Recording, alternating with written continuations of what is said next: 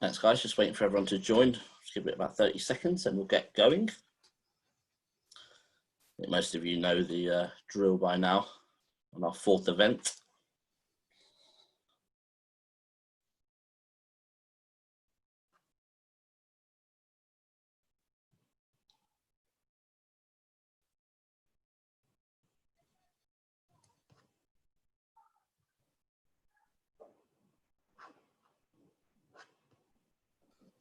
Right, I think we'll get going. So hi guys, and welcome to our fourth Arsenal Supporters Trust virtual event. We hope you're well, we hope you're safe. It's been fair to say it's been quite a busy day, obviously in football firstly, with all the kind of Premier League stuff and the announcements of football coming back, and we now know dates, we now know what times games will be played, we even know what channels they'll be on. It's obviously been a busy day in government as well, with Boris Johnson announcing some further sort of easing of the lockdown slightly. And obviously we've had the Arsenal chairman, Chips Keswick, also retire. So there's been quite a few things happening. And hopefully we'll kind of go into them in the next kind of hour and sort of 10 minutes sort of thing. So just a quick reminder, if you are watching and you do have a question, you can raise your hand. Which should be a feature. Just making sure it's on. It is. So if you raise your hand, I'll bring you in when we can. For those of you who have joined us before, will know how it all works. For those that don't, a bit like a radio kind of radio show, phone-in show, I'll just bring you in. You can, if you're too shy or don't want to speak, you can also ask a question in the Q&A, and somebody will hopefully answer it for you. So I'm going to stop sharing my screen. And I'm going to bring Tim Stillman in. Evening. Hello. Nice to be with you all. How are you? Yeah, not too bad, thank you. Not too bad. Good. So we had a request, actually, and we've had it a few times about sort of, we obviously cover the men's team quite heavily. But we had a request about just doing a little bit on the women's kind of game, and we thought we'll get you in. We have spoken about it with guests. But I mean, firstly, how's the lockdown been for you, and how are you finding it? Yeah, okay, actually. I'm fairly fortunate in that my work situation hasn't really changed and I've been able to work from home. And as you'll probably see from these lovely pink curtains, my wife and I are expecting a little girl in 8 weeks' time. So actually lockdown has worked quite well for us because obviously my wife's now heavily pregnant and wouldn't want to be commuting or anything anyway. So we've just basically been here kind of just working as normal together, and kind of this used to be an office for me, but now it's becoming a nursery. So yeah, that's what I've been up to anyway, and not getting my hair cut, as you can probably see. Well, funny enough, we that was actually in one of my gags when we get Crossy on, but I'll do it now, that we actually joked that it's amazing that football's going to be back before people get a chance to get a haircut. So that's absolutely crazy. So, I mean, obviously on the sort of women's game, you couldn't be any more different, really. Today we've announced the resumption of the men's game. Obviously with the women's game, it was totally different, with the FA making a decision earlier. What's your kind of thoughts around that? And I guess for people that maybe haven't sort of kept in touch, what has happened over the last kind of 2 months in the women's game? Yeah, sure. So the long and short of it is they took the decision earlier this week. Well, to be fair, they took the decision a little while ago, but they announced earlier this week that the WSL would be terminated and they wouldn't play the final few games of the season. In Arsenal's scenario, they had, I think, 7 games left and were third in the table. They were 4 points behind the leaders, Man City, with a game in hand. Very, very tight between that top 3. But they're not going to play on. And basically what's happening at the moment is the clubs and the FA board are discussing how to finish the season. So it's kind of akin to what you're seeing in League One and League Two at the moment. They've got 3 options. They can null and void, which they won't do.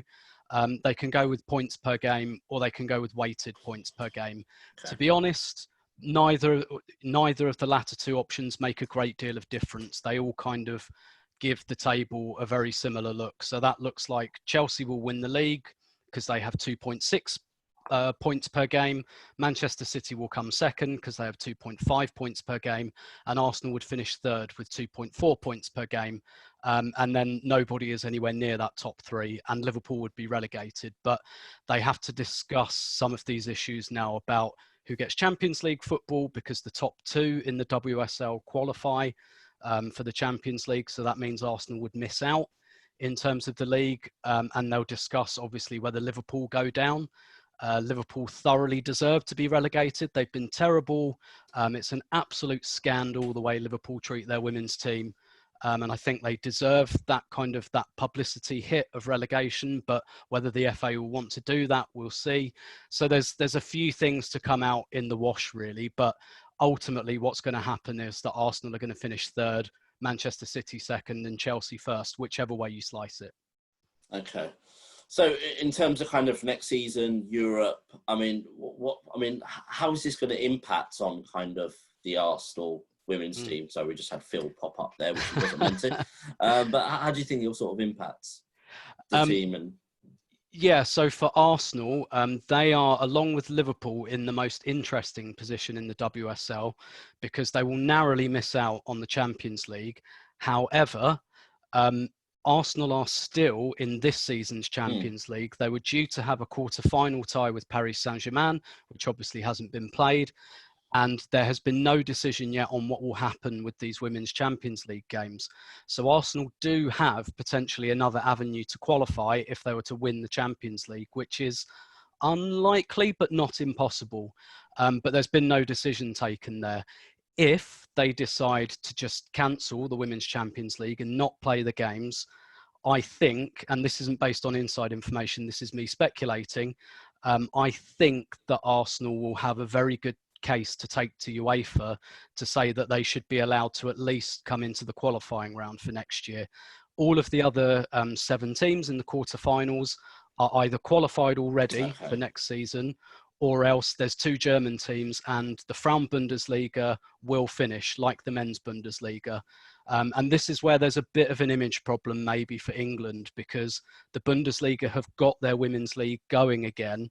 And the way they've done that is the Bundesliga clubs, the top 4 clubs, have made a solidarity payment, which is being shared between the Frauen-Bundesliga and I think the second and third flight in Germany to make sure those games can go ahead. Now, England hasn't done that. And obviously you could argue that comparatively that looks very bad. Also in America, the NWSL, which is kind of the WSL equivalent, that is also going to go ahead, albeit they're going to do it very differently and it's going to be a tournament format. So they're just going to do like a 6-week playoff instead of a league, and they're going to do it in one state at one venue. So other leagues have found a way, but England haven't. But purely in Arsenal's case, they are really waiting to see what happens with the Champions League. And I think the Women's Champions League will be cancelled. And I think that they will go to UEFA and say, look, put us in the qualifying round for next year. And also the Women's Champions League is due to expand in 2021 anyway. So next season, the top 3 get in the WSL. So Arsenal might be able to say, look, just bring that forward a year, put us in. Arsenal's a big brand name in kind of women's football in particular. And, you know, they're a really solid addition and a potential winner. So, and just to answer, I can see a question from Harry on Manchester City's FFP breach. It doesn't have any impact on the women's team. So they are not subject. If Manchester City men are banned, the women aren't. So they will go in. So, yeah. Yeah. There's a question from Zach, which I'm going to sort of combine, but obviously sort of how much of a blow is this to women's football? Obviously, when interest was really increasing, we talked to Henry Windsor about this on our first edition of this.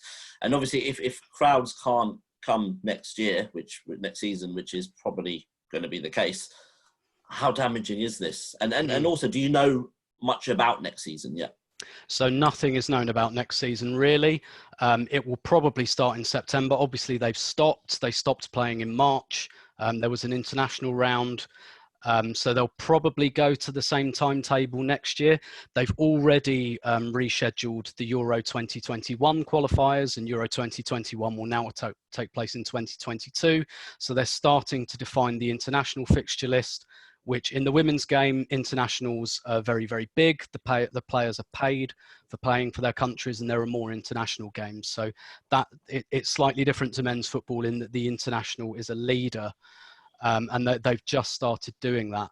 In terms of what a blow it is for women's football, I think it's a really big one in terms of momentum, particularly if you're going to have 7 months effectively without games. And you've got this summer break, and now there's not going to be a Euros next summer, which also has a knock-on effect for the women's calendar, because it means the next 5 summers are all taken up now with international tournaments. So that I think that was behind the reason to cancel this season as well. The fact that squeezing next season is not desirable because the next 4 or 5 summers are all taken up. But I do think it's an opportunity as well, perhaps to do things a little bit differently. The crowds aren't that big, for example. So if we come to a stage in football in general where they cap attendances and they want to do social distancing at games, much easier to do in the WSL where crowds are around 1,000. Anyway, so I think it is an opportunity to do things differently as well. Unfortunately, I don't think we've taken that option in this country. Like you've seen in America, they've just done something a bit different. And I think there was an opportunity there to do that in England that's not really been taken. Okay. And final question is from Mutta, and he asked about, is there any expected changes to the squad, to the women's squad for next season? Yeah, there are. So there are a few players out of contract, which is completely normal. Contracts, even at a club like Arsenal, are generally 1 or 2 years, other than the very, very best players. I don't want to name names just because in the women's game the money is different and the kind of the players' privacy is a bit more of an issue. I can tell you it's no one like Vivian Miedema or anyone like that. Their contracts are fine, but there are a few squad players whose contracts will run out and they will probably leave. Arsenal have got offers in for 2 Swiss players at the moment. One, a left back at Wolfsburg called Noel Maritz, and I think that's going to happen. And a young Swiss midfielder called Malin Gut, which I think will happen as well.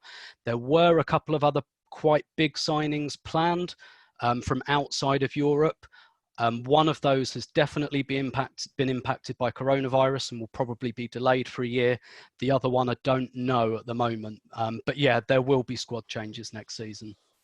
Oh, perfect. Right, Tim, I mean, there might be a few questions, guys. If you do have questions for Tim, then feel free to pop them in the Q&A. Tim is hanging around backstage, so to speak, in our new virtual world, and he's going to be he can answer, and we may even bring you back later if there is anything. So, Tim, thank you for joining us, and yes, stay safe, and obviously, good luck for 8 weeks. So I'd like to welcome our next guest, and I presume he's been very busy today. So, John Cross, Chief Football Writer from The Mirror.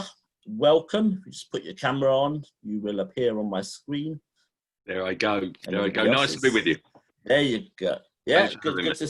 No problem. Good to see you. I mean, you must be a pro at all this now because you must have done so much of this. I mean, how's lockdown been for you generally? Yeah, it has been.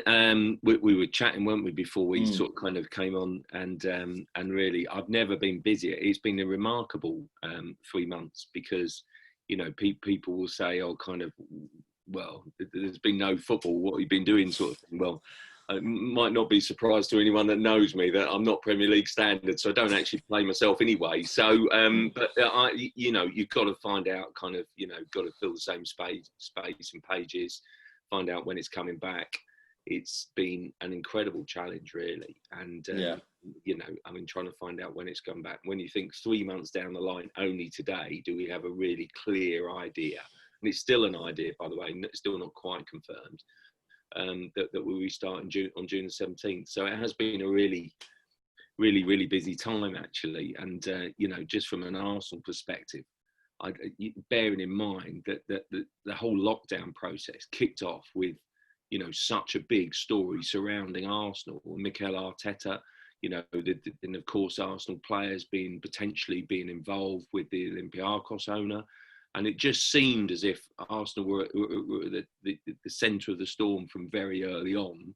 And you could argue, actually, that they were away from it all, for that week longer. So I think actually them going back that little bit sooner made an awful lot of sense as well. So the fact that they will kick us off on that first game back seems rather fitting, really. Yeah. So we'll come on to all that, obviously, in a second. We obviously had news today as well that the Arsenal chairman, Sir Chips Keswick, has also retired, therefore not being on our board any longer and being chairman. I mean, was that expected? Was that coming? There were rumours, I mean, months ago. So, I mean, maybe it was. Yeah, I felt it's been coming, Akhil, to be honest. Shall we say I've had a few little goes at this story. There's clearly been a few issues behind the scenes, and you know, I did hear one or two whispers and kind of, you know, has he gone, and you know, what's behind it, and kind of, you know, a bit of a link with David O'Leary, and kind of, you know, was he sort of, had he fallen out with the Cronkies? Well, listen, for what it's worth, I was absolutely assured that he actually has a good relationship with Josh Kroenke. And then basically, I think if you remember I'm sure it was early in this season, and there was a little bit of a storm going around. Basically, has he gone? Is he still there? And then, sure enough, the next game he was actually sat next to Josh Kroenke in the director's box. So I don't actually think that the kind of the beef was with Josh, shall I put it like that? And listen, I remember going to an AGM a few years back now, where I thought he behaved rather poorly, was patronising towards fans, putting them down. I used to love those AGMs where I see a lot of familiar faces and fans who care passionately about the club. And I came away thinking, that's just not right, the way to talk to fans. And I thought that's outdated, and that's disrespectful. And I remember doing something on Sky that night, and then basically really giving him, you know, some basically, and then waking up the next morning to a text off a very famous former Arsenal player, I better not say who, saying, "You're so out of order," basically. So Chips really cares for this club, and basically his heart's in the right place, but he just can't, you know, sometimes he just gets frustrated with the way it's going and what's happening. And, you know, I am assured that he is a really passionate, I've spoken to him a few times, but basically a passionate Arsenal supporter and backer who's probably just had his time in this regime. And as I understand it as well, you know, he won't be replaced. And then basically they'll go into a sort of a kind of a new model. I'm of the opinion that basically, and I've written this before, that basically, although the club is sort of suggesting that there won't be a new chairman, I think, you know, I've written before that Josh Kroenke might. And while I don't think that will now perhaps happen, I think his increased role makes them feel, well, do we need that chairman role? So is he morphing into that? Which I think will be interesting, because I think if you can get an increased presence or figurehead there, then I think it will be, shall we say, sort of kind of comforting for fans who kind of question that. Yeah, I mean, I know what you mean about those AGMs. I mean, I think Chips pronounced my name wrong once as well, and he was often saved by Arsene and Ivan. And yeah, I think you know, there's only 4 people on the board now as well, so you can't see Ken being chairman or Lord Harris. So essentially, you're right.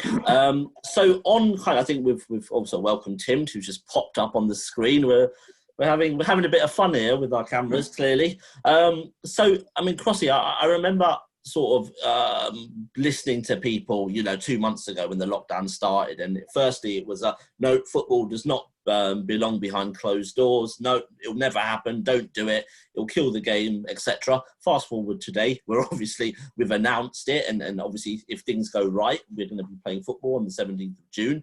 Also, there was a massive debate about, does it take resources away from the NHS and stuff like that? How was the last 2 months? How have we got from day one to now? Yeah, it is an interesting one. And I do think that basically, I'm not sure that debate about the tests and taking away from the NHS has actually gone away. And so basically, clearly there's a few bits and pieces in that rumbling on. Look, the football has clearly had the green light from the government to say that yes, you can do what is effectively now become 2,000 tests a week. I mean, it's remarkable, isn't it? And I wouldn't feel comfortable with that unless that was at the government's, you know, bequest. And I think the government are clearly keen to get football back on. But it does sit a little bit uncomfortable with me that. I mean, basically, the Premier League are funding those tests, so they're paying around £4 million. The Premier League are staffing those tests, so they're getting private firms to do that. And, you know, my bigger concern was behind closed doors, you need a lot of security and kind of, you know, staff. You need a medic, you need a, you know, ambulance staff, paramedic, I should say, to be on call. And how can you justify that when lots of people are you know, a sort of, you know, dying in hospital? It's just not right. So I felt it's taken time. And if you'd asked me a month ago, should we start now? I would have said absolutely not. It's not right. But if you ask me now, I just feel that the time has moved on a little bit. And I feel that as if football is a business, football has, you know, big business considerations like many other businesses. Yes, I know we, as pure football fans, we hate saying that, but it's the reality. And, you know, I think we strive for something different. Some of the bigger clubs, Arsenal being one of them, employ up to 600 people. So it's a big employer. It needs to protect its staff. It needs to protect its assets and its ongoing thing. And it needs to protect its place in the community and society. You know, because Arsenal is one club that does an awful lot in the community and in its local area. And so I do think that basically we should be respectful of that. And, you know, if you go to your nearby shop, you're going to get served by someone behind the till who's on the minimum wage, but is kind of, you know, doing there because presumably they need the job, but also they probably feel some sort of sense of duty to keep the country going. Well, you know, I'm not saying that football is absolutely essential, but we need it to kind of keep the financial ball rolling as much as the actual, you know, proper football. Yeah, for mental health and stuff as well. We've had a question from Guy. Guy, you've raised your hand. We want to have as much interaction as possible. So I'm going to allow you to come in, guys. If you unmute your phone or laptop, whatever you're on, and ask your question. And welcome. Yeah, thank you. Hi, John. Question for you. Thanks, Akil. Some of us have been sort of mentally gearing up towards football behind closed doors ever since the Bundesliga started and watching that on TV. And just reading about some of the innovation that's going on around Europe. For example, the cardboard cutouts at Borussia Mönchengladbach, but also the virtual screens at Aarhus, I think, in Denmark, where they're actually putting up massive screens around the lower tiers of the terraces, and they're going to have about 20,000 fans actually their faces live on those screens watching the match at home like we're doing now via Zoom, which, you know, just seems a couple of months ago just ridiculous, but now it does seem to make sense. You know, it's going to give the players a sense that we're all watching them and a bit of atmosphere potentially. You'd like to think Arsenal, being the innovators that we are over the years with floodlights, TV, are thinking about it. Is there any noise about the club about these types of initiatives? Well, do you know, Guy, it's an interesting one, and I think it's been more about the collective agreement. But so a few clubs have put forward a few ideas about the cardboard cutouts, about the kind of the pipe crowd noise, and what have you. I remember Brighton doing this quite some weeks ago, and it was met with such derision. But, you know, that basically amongst fans on social media and what have you. But actually, I don't know about you, but I've seen, you know, some, you know, a fair few of the Bundesliga games. I can't remember, there was a couple that had piped through noise, and it's made a difference. So I actually think it's quite a good idea. But basically, the other thing is that the kind of they've talked about kind of filling the stadiums in the empty seats with big banners, basically saying thanks to the NHS, basically. So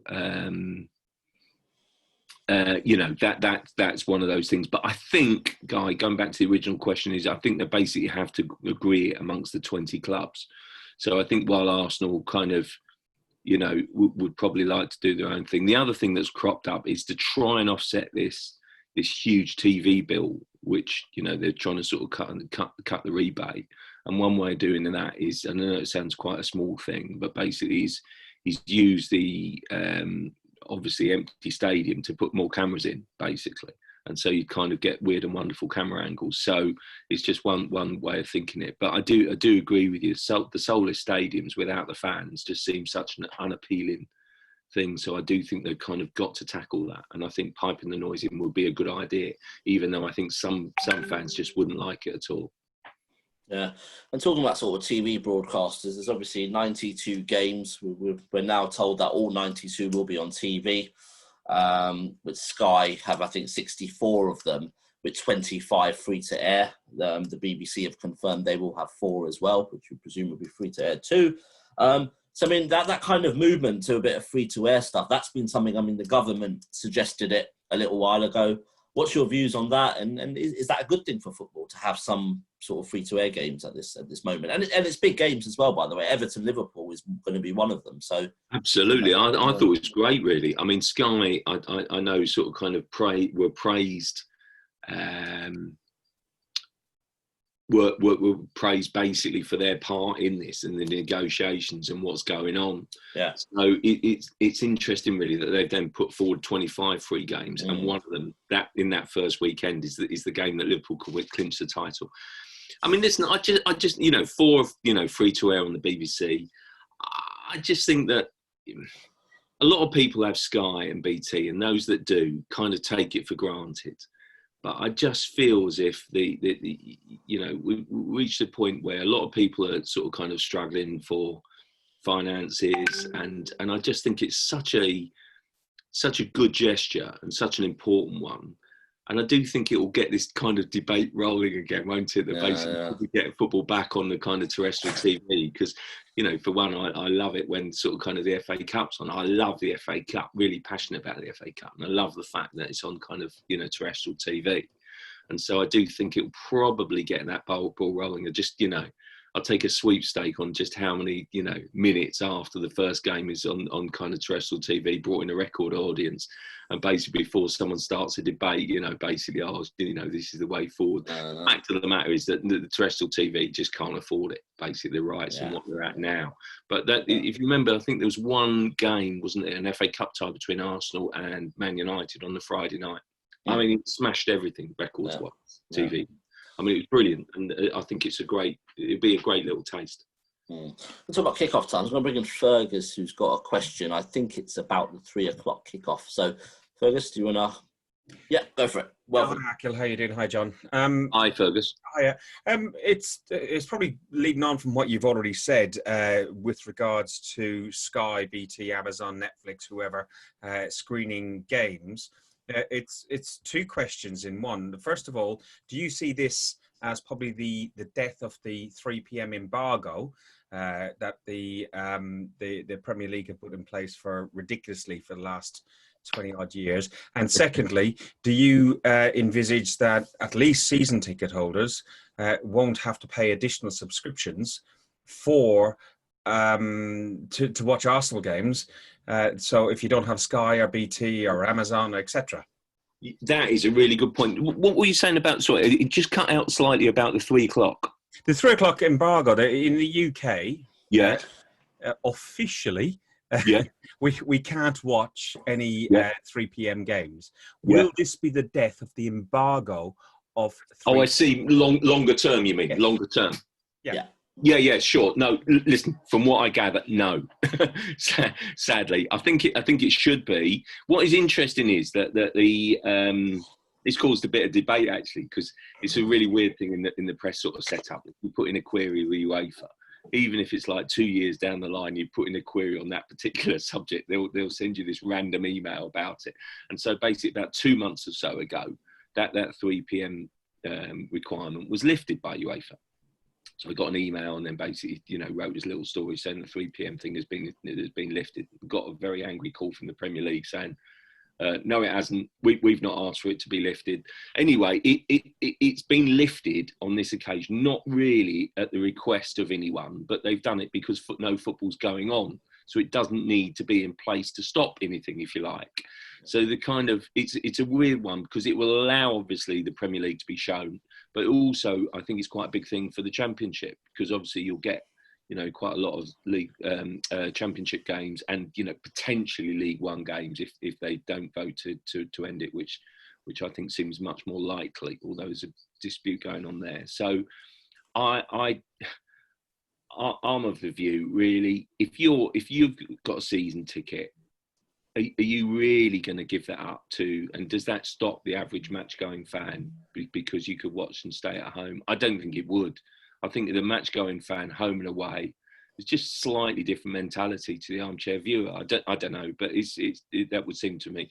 And then the other point is a really good one, in that basically, listen, I've spoken to a few, this is why this is interesting for me, because it can gauge opinions.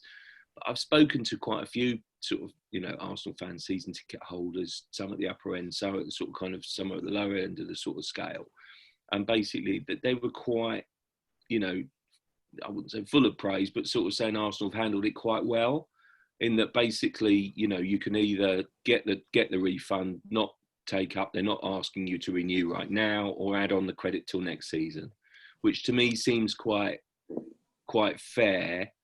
But I actually think that you raise a very good point there, in that I wonder whether you could or whether you have to accept that you get that money back, so you could put it on your Sky subscription, or get us a Sky subscription as some sort of compromise. That's how it's going to work, John. They did look at that, and one of the ideas would have been that you didn't get your money back, but in effect you were sent a link that you could sign in to watch the games. Oh, okay. So they would almost transfer over your season ticket to almost like a pay-per-view. But what they've decided to do is separate it out completely. So you'll get your money back from your tickets, but if you want to watch on television, you're going to have to pay for the subscription. And of course, what they've done, they've given a few to the BBC, but they've given a lot more to Sky and BT, and they're hoping that will ameliorate them and that they won't need to give such a big rebate. So I think it's part of the deal that they'll get these extra games, but will you please pay us all the money that you promised? The other thing, I don't know if you heard anything of this today, I read that one of the things the broadcasters were after for a bit of kind of extra compensation was cameras in the dressing rooms. Yeah. Yeah, that would offset, wouldn't it? But they have asked for that, but I don't know that that's been allowed. So I think some of the clubs have pushed back against that. Because the other thing was that halftime interviews and kind of boom mics in the tunnel area and in the technical area. But one of the things that even in the match, the players are going to have to watch their language, or it'll be over your back page. Yeah, absolutely. Well, it just stands out, doesn't it? It's been really interesting that I don't actually think that it's been particularly picked up on the, in the Bundesliga so far, to be honest. So, yeah. Just on obviously kickoff times, obviously Amazon Prime also play a part. And the times have been confirmed. So you've got your Friday and Monday kickoff at 8. Yeah. You've got Saturday 12:30, 3 o'clock, which is the interesting one, 5:30 and 8 o'clock. Sunday you've got midday, 2 o'clock, 4:30, and then the interesting one is the 7 o'clock on Sunday evening. So that's obviously something quite new. That's we're all used to watching kind of Spanish football and things like that. But I mean, how do you think that sort of 7 o'clock will impact, or will it not actually, because everyone's at home? Is it actually a better time than potentially 3 o'clock on a Saturday? Well, it's 7 o'clock on a Sunday. Yeah, I know it's that. I mean, I know that they looked at basically boxing off the Saturday and the Sunday, and so basically you'd have games, Saturday, Sunday, and concentrate on the weekend, because obviously the Championship has to play as well. So I think they've, on balance, just gone, 4 and 4. Yeah. And I listen, the Sunday evening game, I just think that will be a massive hit. And I think that will be a bit of a template moving forward. That, I think, the AST, correct me if I'm wrong here, but I seem to remember you guys rallied together, didn't you? And then basically sort of said, we don't want that. So it's not great for match-going fans, is it? No, really?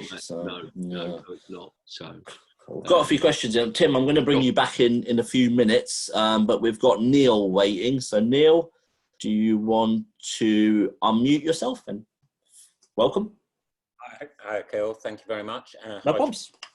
Just very question regarding more bet next season, because obviously next season was already going to be a busy season with the World Cup, and now everything has been pushed forward, say 6 or 7 weeks. You're going to have no pre-season.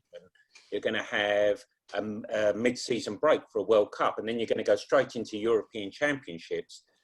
you know, are we going to have the same old thing with players' injuries and managers moaning about fixtures? And it's just going to be, to me, we're just making more problems for the game itself by forcing this season to continue. You know, I just wonder what your view is on that. What's just pushing it back, you mean? You know, sort of kind of pushing the problem down the road. I agree with you. I mean, listen, I mean, it's such a weird setup in that this season, I think kind of the traditional end point is obviously the FA Cup final. I think the FA Cup final is now scheduled for Wembley, August the 1st. And then basically that then, you know, then you've got the Champions League final, August the 29th. I think that basically the new season will start in very early September. You've got a hell of a lot of games then to squeeze in. What happens to the Carabao Cup? What happens to the FA Cup? What do you know, where do you place the Champions League? I think they'll do away with Champions League qualifiers. Obviously, I think that's fairly obvious. You still then got the Nations League, which they still dead set on abandoning, but I think they will abandon it eventually. Because, of course, you might say, oh, kind of, who cares about that? Well, the reality is then that you've still got a final scheduled for the summer of 2021 in amongst the Euros. And, you know, it's just, the calendar is in meltdown, frankly. And I just think that something's kind of got to give. It wouldn't surprise me if the Carabao Cup morphed into a under-23s competition for the Premier League. And then basically sort of seniors, you know, lower down the kind of the leagues, basically. And so kind of that's one that the Premier League clubs wouldn't have to worry about, because just something's got to give.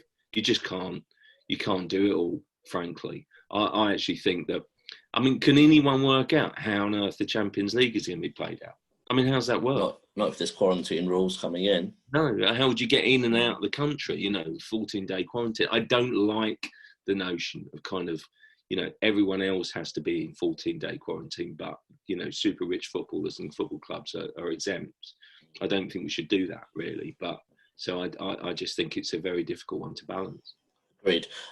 Peter Large, I've got, if you unmute your phone or laptop, feel free to ask your question. Welcome. Thank you.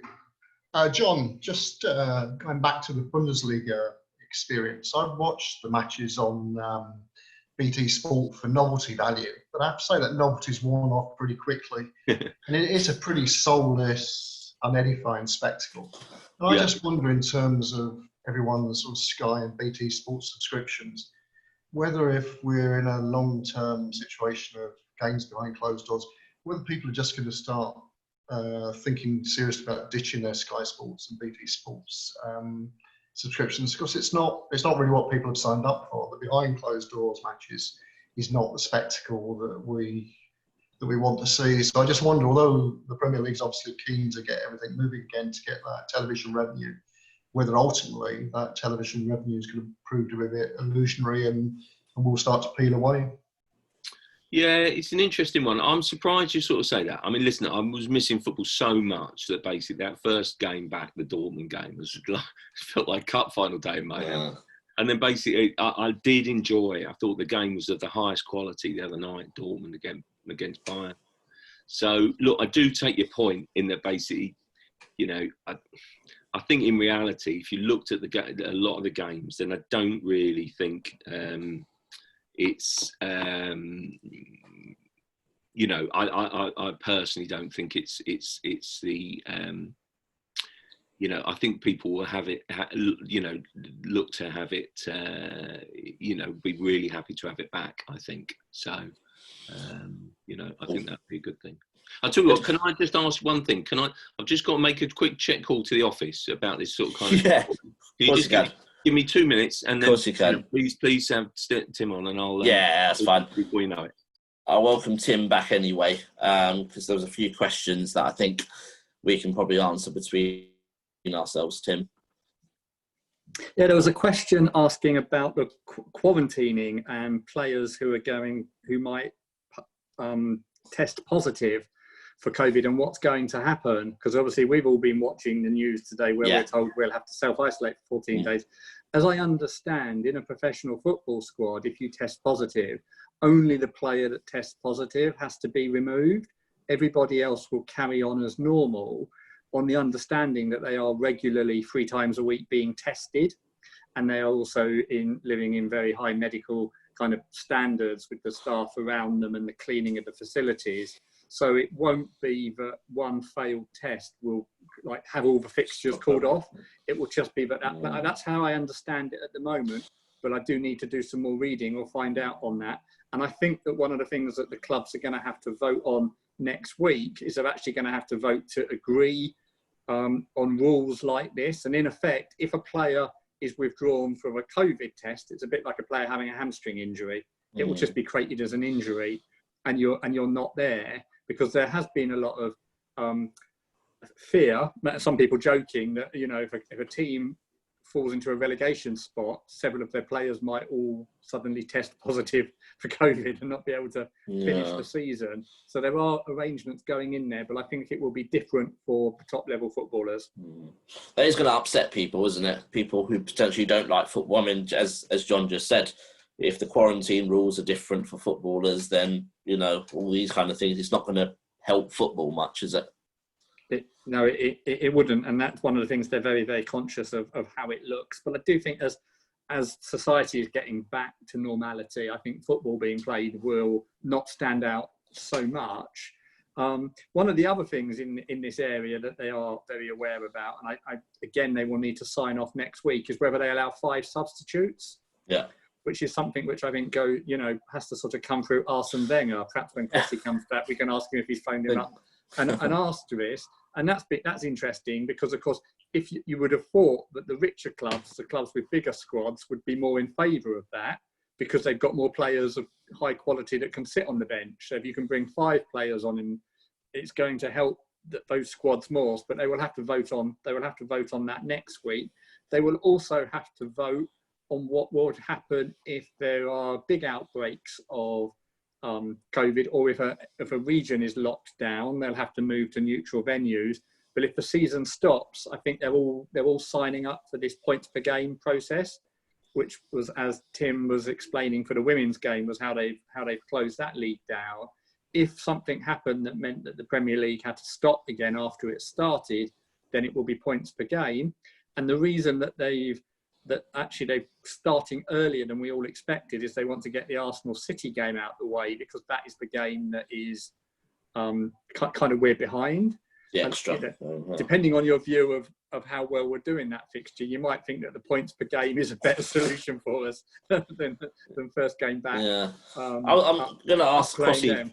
I'm going to ask Crossy when he comes back, but obviously with your work and sport and stuff, we'll be keen to get your view. But on obviously, the one thing we don't know is about venues. Everything else has come out today. We even know the first fixtures, as you said. We know the times, channels, but we don't know where they'll be played. That there was not much on. What are you hearing there? Well, it is agreed that the clubs will play home and away, with the exception that every game has to be signed off by the police and the local authority and the safety advisory group. And there are a few games, I understand, that they are being cautious about and might not be played in the home venue. There's 1 or 2 games with Liverpool, because they're thinking if they win the title, it becomes a bit of a magnet. And one of the other games, and I'm going on a newspaper report, is actually the North London derby, which might upset that lot more than us. If you think that there is still home advantage in an empty stadium. I think that the results so far in the Bundesliga are suggesting that there's very little impact of playing home and away of the results so far. It will be interesting to see, but of course the main reason you want to play in your home stadium is because of your crowd being behind you. And if there's no crowd, does it really matter whether you're put in a neutral stadium or not? But all the clubs are going to have to sign up and agree, and they have to sign up to rules that they will play in whatever stadium they're allocated to if the home stadium can't be used. And there's 2 reasons, as I said, the police. The other reason a home stadium might not be able to use is it looks increasingly likely that we'll see regionalised lockdowns. Yeah. So if you get a cluster outbreak of COVID in Manchester, it might be that you can't use those stadiums for a while. All the clubs have to sign up to this. In effect, that's to stop anyone suing at the end of the season. It was unfair. We didn't get our 19 home games. Do you think that's a bit of a tactic as well? Because obviously one of the things I was going to ask Crossy as well, and we talked to Raf and Jules about the other week, was around fans gathering outside of stadiums. And I presume the North London derby, that's one of the issues potentially with fans gathering. But if it's played somewhere up there, 200 miles up north, then actually you got to be quite brave and slightly sad to really go outside there. I don't know. I think on the whole, fans, I think we sometimes. I agree. I don't think people would be and there, look down at. I'm sure that most Arsenal fans can behave a lot better than Dominic Cummings, can't they? We know what's right and wrong.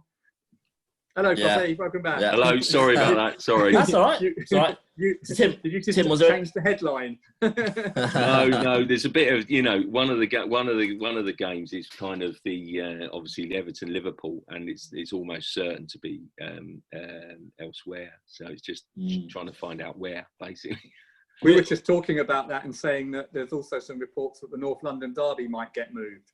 Yeah, I think they're basically what they're classed as high risk games, and then basically I think that's going to be elsewhere in London.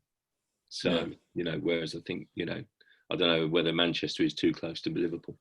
One of the questions that a couple of people have asked about, John, is this issue that some players are out of contract on the 30th of June. Yeah. So does this means that they can only play up to that date? And what's your latest understanding of the David Luiz situation? That seemed to come out of nowhere as a story, that he's only really got a 1-year contract. Yeah, listen, I thought when Luiz signed, I thought it was 1+1. So I thought that it was a sort of almost a given, though, that the second year would be there. And listen, I just think that's a bit of showmanship, shall we say? So I don't.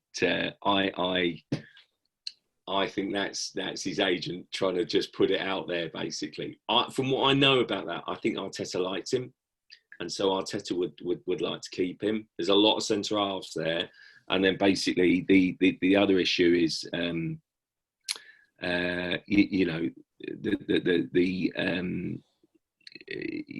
wages. Obviously, it's a lot of money. He's on a lot of money for 33. And they might not have a choice. Because, Mesut Ozil isn't going to go anywhere on his 17 million a year, is he? No, definitely not.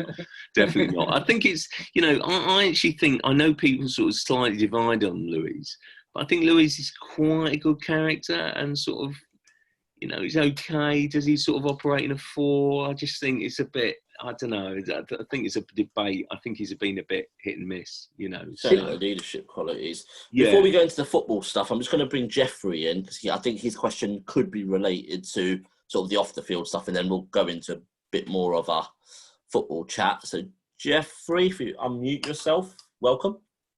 Hello, John.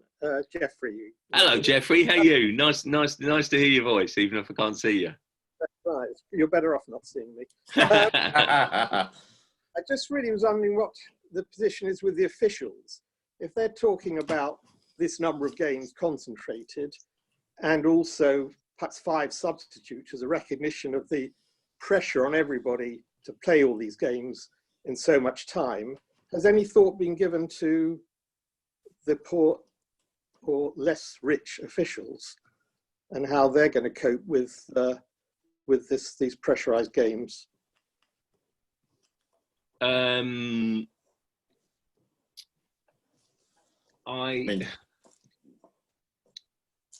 What I think is interesting, Jeffrey, is that basically I've watched the Bundesliga, and I don't know what other people think, but I felt as if there's been so much more respect offered, which I think is one thing that basically normally players get in the faces of the officials and make it quite difficult for them.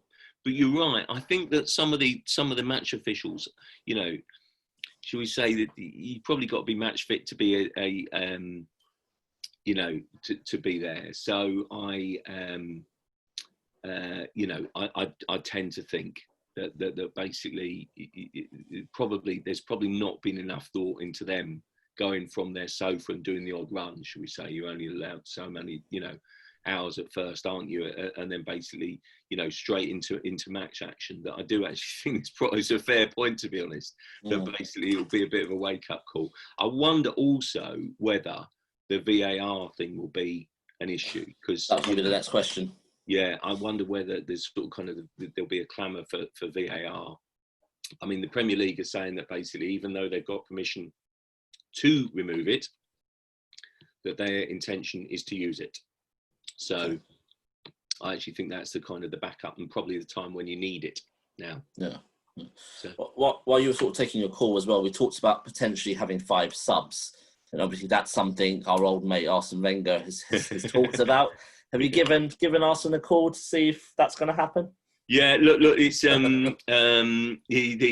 love Arsenal. I think that was quite an interesting one, really. It's an interesting one because there's sort of 5 subs, but you're only allowed to kind of make, do it at 3 separate times. So, I think it's quite an interesting one. I mean, the clubs are also sort of saying that even though you can have 5 subs, and so Germany have been naming bigger benches, that basically there's a suggestion that basically clubs will probably only end up with 16-man squads because you've got a smaller pool to pick from anyway. And then basically, do you kind of name everyone or kind of rest and rotate and kind of, because if you think about it, it is 92 games in what is it? However many days, 39 days. And then basically, so that's just shy of 6 weeks. So every club, and especially Arsenal in the FA Cup, have basically got these games to contend with. So, so it's a very real consideration that. But I'm pretty sure that again, it's one of those where it has to be voted in. But I'm pretty sure that the Premier League clubs will agree to it, and it will just be way through. Yeah, and what I mean, have you sort of had much interaction with Arsenal or with any players? Are generally, what's the feel there? Are players generally happy to play? I know there's been a few exceptions, Kante, Trudini, but generally, what are the players feeling? Yeah, so I did an interview with Hector Bellerin, and okay. Spoken to Arsenal, quite a few people sort of behind the scenes at Arsenal a lot, and the impression that I got was that basically the vast majority are very keen to get back. I think there's been some reticence up until about a month or so ago, when I think the medics were sort of saying, what about the players? You've got to think about the players, and they're right to do so. And I think that's the natural reaction of any medic. And I think that from what I've heard, Hector Bellerin has really earned some rich praise about. He's a very mature individual. I'm sure a lot of the people on the call will know him from various events and speaking and stuff. And he's a very, very, someone that I think is really, really good and really smart. And I think he played the conduit between kind of boardroom and dressing room over the negotiations about the deferral stroke cuts, and I think, it's, I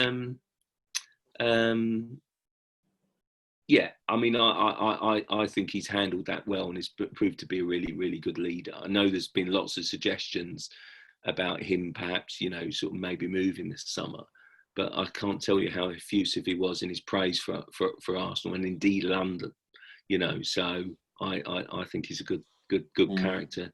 I was a bit surprised when he didn't get the captaincy sort of thing. I just thought he would be in the mix really, but I guess they took the whole kind of give it to the best kid in the playground sort of attitude, really. Gave it to Aubameyang. It was interesting then that, it was called a captain's call in amongst the negotiations between the clubs and the Premier League and then the PFA. But in reality, it was actually much more about the PFA reps and Bellerin is Arsenal's PFA reps. So talking about sort of transfers, I guess, if the season is due to end at the end of August, new season potentially starting September, will there be any transfers? And if so, when do you think the window will be? It's quite tight, isn't it? Yeah, it is. Now, so from what I've heard, is it's definitely in the melting pot. And will there be any transfers? I'd be ever so surprised, basically, if Arsenal did big business. Yeah. So I think what you'll see is Arsenal looking at loans, free transfers, and the new football revolution, which is, I think, going to be swaps. So loads and loads of swap deals. So I wonder whether one of those kind of, Arsenal's forwards might be used as bait, say like a Lacazette and Aubameyang or someone like that for, a midfielder, because I don't know what everyone on this call thinks, that probably Arsenal needed a central midfielder. I would think there's definitely something in Thomas Partey. I think, you know, but can Arsenal go and buy him from Atletico Madrid? Of course they can't. So you know, that basically, I think that's the sort of area where, I mean, that basically you have to be a little bit creative, and so kind of that's the thing. Because I think that, from what I gather in speaking to people, I think that Arteta thinks that basically he prides himself on being a coach. I've heard, you know, such great things about him being such a really good, strong coach who develops players. And I think that, you know, maybe it might be a leveler, if you like, in amongst that, you know, sort of situation, in that basically if he gets to work with players and improve them, then that's a really sort of kind of positive thing that maybe will allow him to get the best out of players without seeing other clubs kind of vastly outstrip and outspend Arsenal and kind of run away from them again. So it might actually be quite a positive thing, because Arsenal got some really good young players, haven't they? You know, kind of, you know, I know everyone raves about Saka, but I know that Arteta really likes Smith Rowe, for example, and kind of, you know, getting the best out of some of the other younger players, and they've got a good clutch come through it. Nketiah, you know, Maitland-Niles, who kind of, I know, divides opinion, but actually, I reckon with a bit of coaching, he could be a good player too. Yeah. There's a couple of questions, obviously, on the two potentially with 1 year left, Saka and Aubameyang. Not expecting you to know exactly what's going on, but what have you sort of heard, and what's your gut feeling on that? Well, Saka is a really interesting one, because he, you know, it's a year ago, I would have said, is he going to make it? Is he not? Is he Arsenal, that sort of thing? And so his year has been remarkable, and especially from an unfamiliar position, fantastic. What an amazing thing. But he's on a low wage, and then basically, then you get trapped if you are, you know, let the young players run down the contract on a low wage. He's suddenly ripping up in the Premier League and has become a proper Premier League player. And then all of a sudden, you can't just kind of treble, you know, $5,000 a week and then put him on 15, because he's basically seen someone like a Hudson-Odoi at Chelsea get £120,000 a week, which is kind of crazy and off the scale. But equally, then any agent worth his salt will be going, well, I want six figures. So, you know, listen, my gut feeling would be that he will sign and stay. But I've got a bit of sympathy in that basically maybe a year ago they didn't think he was going to be. Now he's suddenly shocked them. Should they have planned it a bit better? Yeah, probably. But he's basically, you know, I reckon that's one that will get done. Aubameyang is a really interesting one, because you can't do another Ozil. You can't put him on 300,000 plus a week. You just can't. And then basically he's now, 30, 31. He, you know, you're reaching decision time with a year left. So, you know, I tend to think they've kind of got to make a decision on kind of, you know, with a year to go. And then basically, is it worth selling him now, getting a low fee in this current market? And if it's a low fee, why not just kind of let him see out the contract and run it down? Yeah. If there are any last few questions, we've got about 5 minutes left, so please do raise your hand. We've had one from Paul about Rob Holding as well. It just seemed like, you know, since kind of certainly Arteta, I mean, he was obviously, Emery played him a fair bit until he had that injury at Old Trafford. Arteta did he not fancy him, or he just never really got in? Yeah, it's a really weird one. I really like Rob Holding, and I'm a bit of a sucker for nice people. And then basically, so you kind of, you know, I actually, when was it? About August time, I kind of went and saw an under-23 games on a Friday night. I just took my two daughters, basically, to go and see an Arsenal game at the Emirates, because obviously I'm always working. So, you know, you don't always get the opportunity or you know, to go. And it was an under-23 games on a Friday night against Everton. He made a couple of ricks. It was his first game back, I think. But he was absolutely outstanding, looked on a totally different level. And then you see, I kind of forget which game it was. Was it against Leeds in the Cup? Might have been. Possibly. Where he had an absolute stinker of the first half. And I just thought, oh, kind of, is this the kind of the confidence issue? or something else. And so I feel a bit sorry for him, but I think he's a really kind of good character, very popular. And I just felt that there was something there. And I just felt if you're bringing in a coach to work with young players, stick with him. But I have heard that basically, maybe you might have to do a bit of wheeling and dealing. So I wonder whether that might be an unfortunate one. But I'd like to see him stay. Yeah. I had a few questions on the FA Cup. We did touch on the final, hopefully being at Wembley. So Sarah's asked about kind of the FA Cup. Will it still be played? Is it scheduled in? Larry's asked if the final is going to be at Wembley, how are we going to stop fans from just being outside? Because it's not an ordinary game, of course. And we've just had one from John as well about the schedule. So do we think the semi-finals will also be at Wembley? Just the whole basically FA Cup story. Yeah, semi-finals. I've been told this evening after the Premier League meeting that semi-finals and the final will both be at Wembley.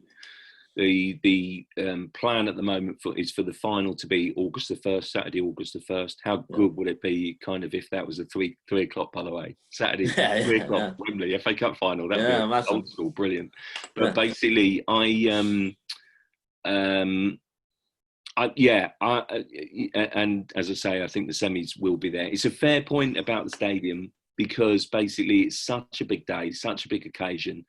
But the one thing I would say is that there's kind of all amongst all those passageways and paths and stuff that basically you could, in some ways, surely I'm not a security expert, basically maybe shut them down and have a bit more of a control over them than some stadiums where you've got all sorts of entrances and alleyways. But I don't know. It's a difficult one. I don't think there's an easy one. I'm firmly of the view that basically the neutral venues thing, so we're talking about, Premier League now, 10 or 12 games could be neutral venues. Trust the fans, play them in their own grounds. Because if you say to fans, you said to anyone, it's 122 on this call listening in, just basically, stay away. It's the pandemic. Everyone would. I feel sure of that. Right. I mean, you'd have to be mad and so, disrespectful not to, even in the most unlikely circumstances, Yeah. I've had a question from Neil again about sort of Unai Emery's comments recently in the press. Do you kind of feel they've been a bit disrespectful, or is it been lost in translation a bit? I'll be perfectly honest with you. Maybe I sound as if I've been a bit harsh over time about Emery. But I've been ever so surprised that basically what he said post-reign, maybe he feels really hurt and bruised, and I wouldn't blame him because the way it was done wasn't. I mean, is there any good way to sack someone? No, of course not. But I think what has emerged afterwards, and I'm sure he's right. Well, he's right, is that basically they decided to sack him a week before they sacked him. Now, I'm not being funny, but word was going round, and basically, so if people have heard that, he's heard that, and even if he hadn't heard that before the game against Brighton, then basically, he would have known that was the scenario. And so I think he probably feels a bit battered and bruised. My biggest thing about him was that basically he just couldn't grasp the language. And that's not me being little Englander here, but I just feel that it's so important to communicate to the fans. And I never felt that there was that connection. There was a brief fleeting connection where some early away games when Arsenal played really well and you could see his passion on the sidelines, great. But where's the rest of it? And so I just felt as if, you can see that with Arteta. I love his messages. I love the way he talks. I love the way he kind of expresses himself. He respects the fans, buys into the fans. He connects with the fans. That is energizing for me. And I love that because there's no more important people in the stadium than the fans. And if the manager has that distance, then that relationship ain't going to work. And it's just not going to work, I don't think, for the club. Yeah. And just briefly, we mentioned him earlier. I think it came up on memories that you giving Arsene Wenger a gift on his final home game and stuff. But obviously, he's at FIFA now. How's he sort of getting on? And I guess, he's got a book coming out as well. You obviously wrote a book on Arsene Wenger as well. Which is still available. Every good bookshop, and lots of different countries as well now. But how's sort of Arsene getting on and stuff like that? Yeah, really good actually. So I've kind of I had the best time I've seen him recently was at the at the FIFA Club World Cup in Qatar. And so basically it was like one of those. So the best meetings you have with someone is when you literally run into them. So I ran into him and we had a good old chat. It was just before Arteta took over, got the job. And he was just in brilliant form. We had such a laugh, you know, sort of thing. It was good. It was good fun. And, you know, he's given me some nice words in recent times, you know, sort of kind of about a few players, and Arteta about Theo Walcott, and really nice and kind of, you know, helpful and good. The book is interesting in that basically I you know, I've never ever sort of kind of sought to say, oh, kind of it's Wenger's autobiography. It's a biography of him through the eyes of basically, you know, the people talking about him. So, you know, he's written it himself in French, the publishers tell me. And then basically, then he's done it himself. Now, I find that hard to believe that he's not lent on a few sort of kind of trusted ears for memories, because otherwise, if you don't, then you probably leave big chunks and interesting chunks out. And then he's then got someone to translate it into English for him. So, you know, so that's what the book will be over here. He's always been so particular about kind of what's written about him, what's said, that it doesn't sort of surprise me that's the path that he's done. But I do think he's enjoyed his time at FIFA. I think it really sort of looked odd to see him quoted the other day saying that he wouldn't come back to the Emirates. Because look, from what I gather, the club have made quite a few overtures to get him back, just as a guest of honour. Yeah. Just purely as a guest of honour, and also to try and persuade him to have a statue built. And I just think he's the greatest manager Arsenal have ever had, arguably ever will have. And I can hear probably Tim Payton now screeching and basically trying to get in on the conversation to interrupt. But basically, statistically and records, I think it is in the modern times remarkable. And he went through some lows, you know, and basically should have gone probably before he did. I don't think anyone's going to dispute that. But basically, I just thought that it's sad in a way, the sort of the way the departure happened. And that basically, I just think, well, you know, that it is what it is, isn't it? And basically, but I just feel that there should be a place back at the Emirates for him, not in any capacity, just purely as a guest of honour, you know, as a regular in director's box. Yeah.